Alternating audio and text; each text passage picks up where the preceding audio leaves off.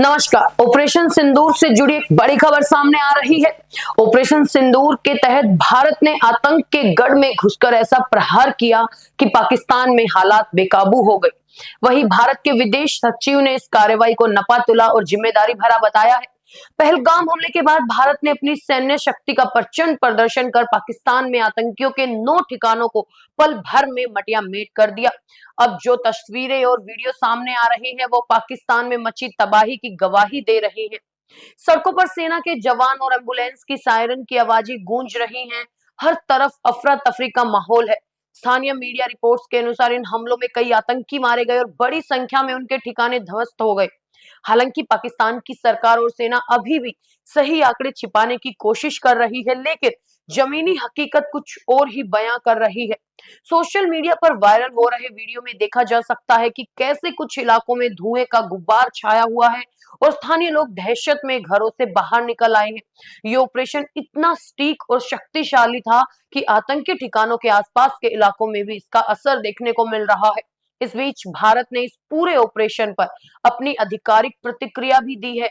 विदेश सचिव विक्रम मिस्त्री ने एक प्रेस ब्रीफिंग में साफ शब्दों में कहा कि ये सैन्य कार्रवाई बेहद नपी-तुली, जिम्मेदारीपूर्ण और गैर उकसावे वाली थी। प्रेस ब्रीफिंग की शुरुआत में भारत पर हुए कुछ बड़े आतंकी हमलों की क्लिपिंग दिखाई गई, जिनमें 2001 का संसद हमला, 2008 का मुंबई आतंकी हमला, उरी, पुलवामा और हाल ही का पहलगाम हमला शामिल था।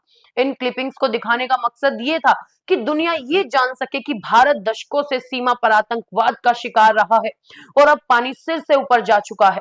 विदेश सचिव विक्रम मिस्त्री ने पहलगाम हमले को कायराना हरकत बताते हुए कहा कि इसका मकसद जम्मू कश्मीर की शांति भंग करना और सांप्रदायिक दंगे भड़काना था। उन्होंने ये भी स्पष्ट किया कि पहलगाम हमले की जांच से पाकिस्तान के आतंकवादियों के साथ सीधे संबंध उजागर हुए हैं।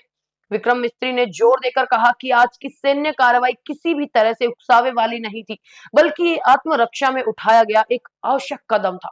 भारत ने हमेशा शांति और स्थिरता बनाए रखने की कोशिश की, लेकिन जब हमारी सुरक्षा और संप्रभुता पर खतरा मंडराता है, तो हम चुप नहीं बैठ सकते।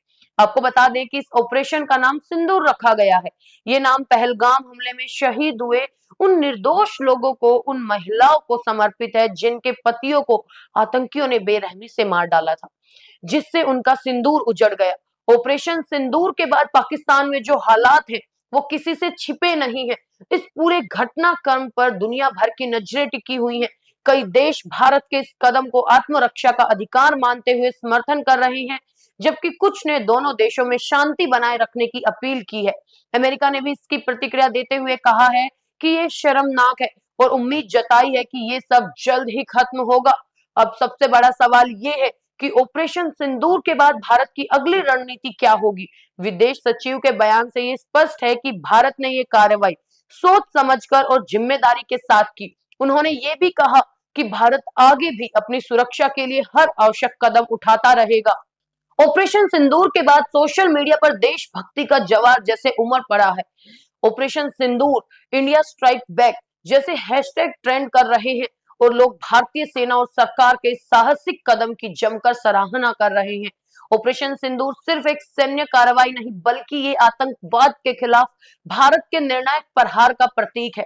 ये दिखाता है कि भारत अब सीमा पार से होने वाले आतंकवाद को कतई बर्दाश्त नहीं करेगा और अपनी सुरक्षा के लिए किसी भी हद तक जाने को तैयार है। आपको ये खबर कैसी लगी? अपनी राय हमें कमेंट सेक्शन में जरूर बताएं।